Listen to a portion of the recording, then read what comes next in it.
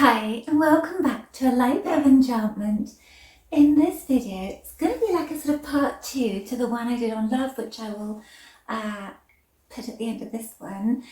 We're going to look at your relationship to love and how enriching it can be when you open your heart, your mind, your body and soul to love. Now love can feel risky, it can feel scary, it can feel as if you can't do it, it can feel as if you're blocked. It can feel like you don't deserve it. It can feel like maybe you just, you don't want it because you don't want to be hurt again. But love can also be so enriching, so magical, so wonderful, enchanting. Without love, things just feel more challenging. With love in your life, it just feels a bit more, everything just feels brighter, nicer, easier, happier, so long as it's a healthy love. So there are lots of variations of love. You love your pets differently to how you would love a partner, to how you would love children, to how you love a sunset, to how you love food, to how you love yourself. There are so many different types of love and variations and degrees of love. So just because you may not have experienced falling in love with somebody or feeling committed to somebody doesn't mean you've never experienced love. Or just because you don't love yourself, I don't believe it doesn't mean you can't love others. There's lots of people that love children and don't love themselves, but they love their children. Lots of people, I love trees. Lots of us love all sorts of things: shopping, cooking, work, not work. There are so many things that you can love and enjoy. It isn't just about loving another person or just about loving yourself. However, those are really important. So when you're looking at, and so I've got my slippers on because it's cold. It's cold today. It's a sort of snowy-ish, frosty day. Anyway, so like I said, let's start at looking at your relationship to love. What are your beliefs about yourself? And all of this you can start small so that it doesn't feel overwhelming, or it doesn't feel like just because you never have, you never can. And that's such an important thing. Just because you have a thought or feeling or a viewpoint or opinion about yourself or the world or anything else, remember it's an opinion, a thought, a feeling that can be changed if you want it.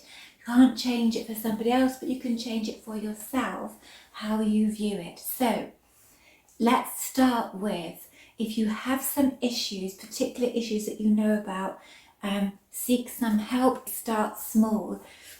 So start with what you know you like about yourself, even if it's just the smallest little thing.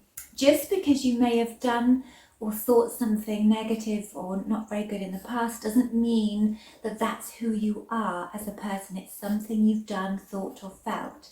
It's a reaction. It may not have been good, and you may not think that you're a good person or lovable because someone told you something, you did something, but that's not the truth. Okay, there's good and negative, positive and negative in everything and everybody. It's just the balance, how the balance. And hello, hi sweetie. So let's start with, what is it that I love? Or start with like, if love feels overwhelming. What do you like? Do you like a sunset? Do you like the beach? Do you like forests? Do you like listening to music? Is there a song that you really like that you could say you love? Is there something you like to do? Is there something that, like, flowers, I don't know, pottery, mountain biking, climbing? Everybody has something that they like to do or like to see or feel, taste, touch. So you can start there, start small. And I promise you, if you start small and then keep your heart and your mind and your body open to experiencing that greater feeling, you will start to notice more. Now, when you're talking about a life partner, it's very helpful to look at why it is that you feel that you can't love or that you're not lovable. Because often when you feel that you can't love, it's often that maybe the way you've been loved by parents when you were younger. Maybe something happened, with somebody you've liked when you were small. It can be your relationship to yourself. There's lots of reasons why you feel you may not love, because we're not born shut off. We're not born, you don't come into this world with this feeling of like, I'm just not going to ever fall in love with anybody. I'm going to be closed off to this. That's not how we're born. So something would have happened along the way. It could have been just a few small rejections. It could have been not having enough unconditional, if you like, love from parents or whoever was around you.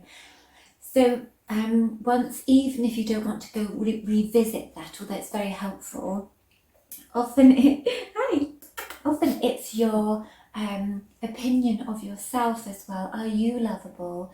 Is there something that you feel isn't lovable? Why does it feel risky? Why, a big thing to know is that if you open yourself to love and it doesn't work out in some way, you will survive. It may hurt, but you will survive. And living without love is more hurtful actually in the long term, and more lonely and more detrimental really in many ways to your life than it is to open yourself to love. Because opening yourself to love opens your world. It opens your heart, your mind, your body, your soul to so many things, so much that you can feel and appreciate, because it's not just one thing. Once you open to a few things, it's like a snowball effect. Another good thing is to look at your judgments about love. Like your relationship, like I said in the beginning to it, what is it when you think of the word love and being loved, what does that bring up for you and why? Are there any judgments about yourself that you feel or think? It's really good to focus on the good and focus on what you are willing to do. And that's another thing, is what are you willing to do in order to feel this? What are you willing to give up?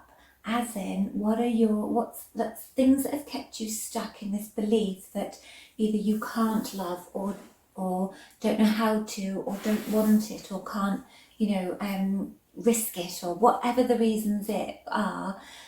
What are you now willing to give up? Are you willing to give up that statement in order to allow this into your life? Are you willing? What do you want to experience? Ask yourself, what do I want to experience for this next chapter in my life? What do I want to experience for the rest of my life? Do I want to not have beings, no matter what that is, people, animals, in my life, that I can show love to and receive love from?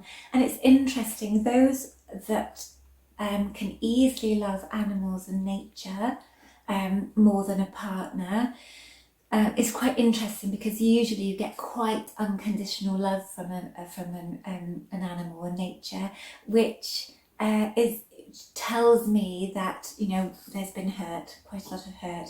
And look, we've all had experiences. I don't know anyone who hasn't got a story to tell, that's got something, they've been hurt in some way at some point in their lives. Focus on the good. Focus on what you do love, not what you don't love. Focus on what you do want, not what you don't want. Focus on what you do have right now, not what you don't have. And when you focus on those things, they will grow and grow. So I'm not telling you to have false positivity. I'm not telling you you have to really fake it at all. I'm telling you to just switch your focus. I hope this has been helpful. Do let me know how you get on. I'll probably do more parts to this. I'm sorry there's some bit at all. So until next time, all my love, Ella. Bye.